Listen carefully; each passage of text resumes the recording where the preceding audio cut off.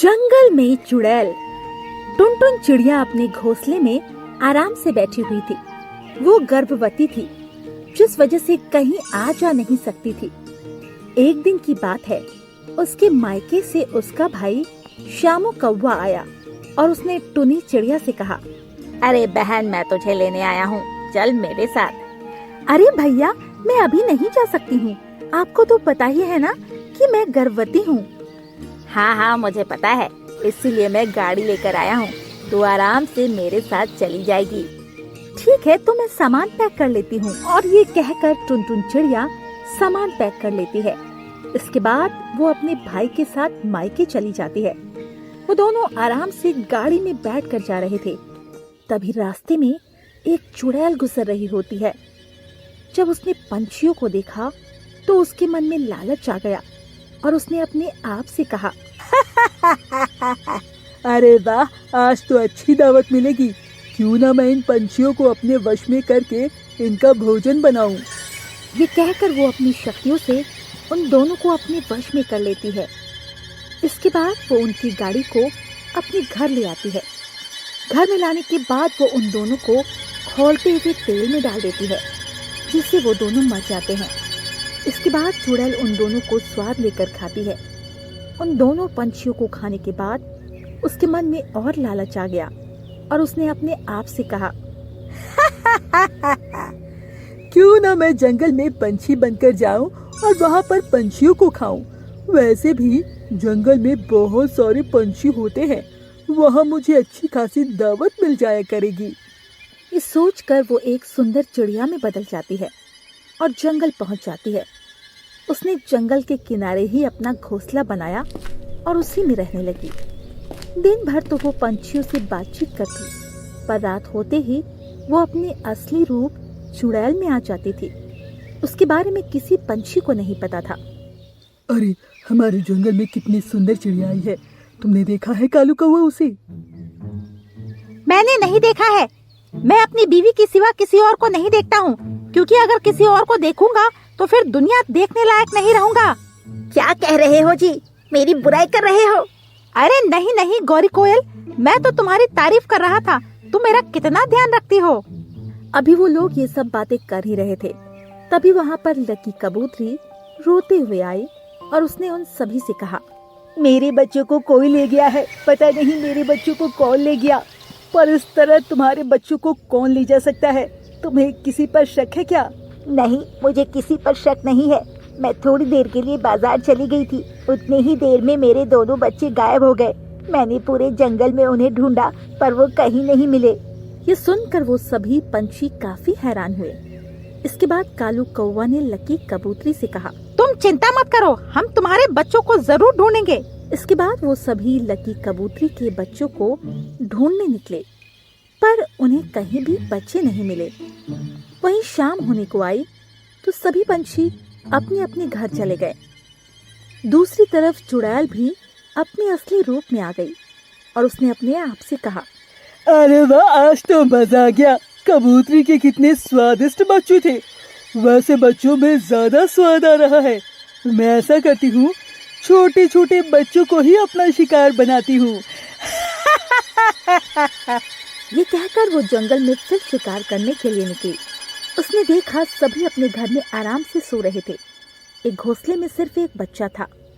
अकेले बच्चे को देखकर चुड़ैल काफी खुश हुई और उसने अपने आप से कहा, अरे वाह, यहाँ पर कोई दिख ही नहीं रहा है। ये तो अकेला है, क्यों ना मैं इसे ही अपना शिकार बनाऊं। ये कहकर वो उस घोंसले में घुस गई और उस बच्चे को उठा कर ले गई। अगली सुबह जंगल में फिर शोर मच जाता है कि टूना चिड़ा को कोई उठा कर ले गया, जिससे सभी पंछी परेशान थे। किसी को कुछ समझ ही नहीं आ रहा था कि आखिर बच्चे इस तरह गायब कैसे हो रहे हैं। मुझे तो कुछ समझ में नहीं आ रहा है, आखिर बच्चे इस तरह से गायब कैसे हो रहे हैं। कहीं ऐसा तो नहीं कि हमारे जंगल में कोई शैतान या चुड़ैल घुस आई हो? अरे नहीं, ऐसा नहीं हो सकता। जरूर कोई बच्चों को ले जा रहा होगा। पर बच्चों को कोई ले जाकर क्या करेगा? हमें इसका पता लगाना ही चाहिए। ठीक है, तुम चिंता मत करो। आज मैं पता लगा कर रहूंगा कि आखिर माजरा क्या है। इसके बाद कालू कौवा जंगल में इसी बात का पता लगाने के लिए निकल गया। उसने पूरा जंगल देखा, पर उसे कोई ऐसी चीज नहीं मिली जिससे बच्चों का पता लग सके। तभी उसे एक घोंसला दिखाई दिया। वो घोंसला नया था, जिसे देखकर वो काफी हैरान हुआ। अरे, यहाँ पर घोंसला किसने बना लिया? मैं तो इसे पहली बार देख रहा हूँ। चलो मैं इसके अंदर जाकर देखता हूँ।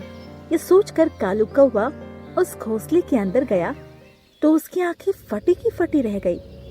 वो पूरी तरह से घबरा गया, क्योंकि पूरे घोंसले में छोटे छोटे बच्चों की हड्डियां और कंकाल पड़े हुए थे। अरे नहीं, ये सब क्या है?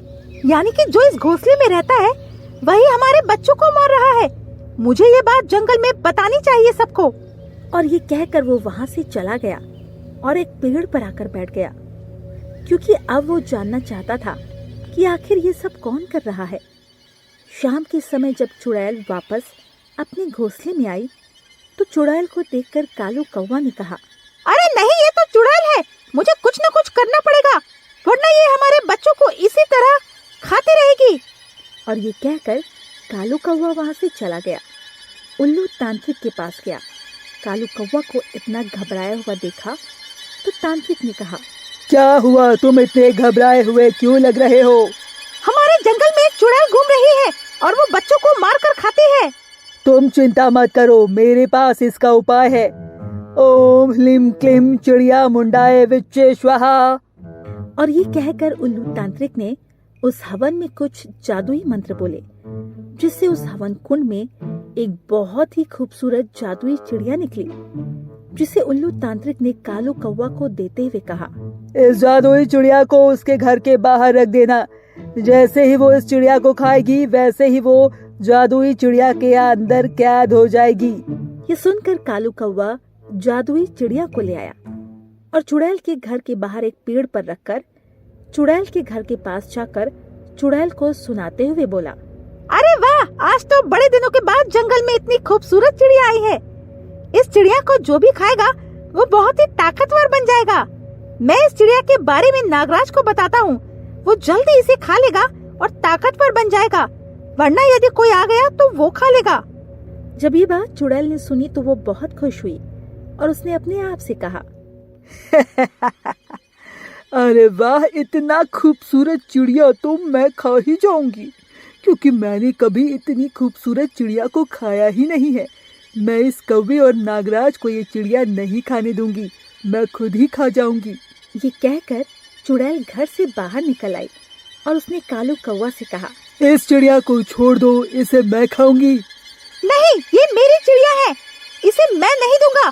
मैं तुमसे डरता नहीं हूँ। अच्छा ऐसा है, अगर तू मुझे ये खूबसूरत चिड़िया नहीं देगा तो मैं तुझे मार डालूंगी। मैं बहुत ही शक्तिशाली हूँ। ठीक है, तुम ही खा लो, मैं यहाँ से चला जाता हूँ, पर तुम मुझे मारना मत। हाँ। और ये कहकर कालू कौवा वहां से चला गया और एक पेड़ पर आकर बैठ गया। जैसे ही चुड़ैल ने खूबसूरत जादुई चिड़िया को खाने गई, उसे खाया तो वो तेज तेज चिल्लाने लगी, हाय हाय, ये क्या था? ये कैसी चिड़िया थी? मेरा शरीर इस चिड़िया के अंदर क्यों जा रहा है? बचाओ बचाओ मुझे। और कुछ ही देर में चुड़ैल उस जादुई चिड़िया में कैद हो जाती है, जिसे देखकर कालू कौवा बहुत ही खुश होता है और फिर वो जंगल वापस आ जाता है। पर दोस्तों, अभी चुड़ैल खत्म नहीं हुई। आगे के पार्ट में देखिए जंगल में चुड़ैल का आतंक। और हाँ, हमारे चैनल को लाइक, शेयर और सब्सक्राइब करना ना भूलिएगा। और ऐसे ही चिड़िया की कहानी देखने के लिए हमारे चैनल पर बने रहें।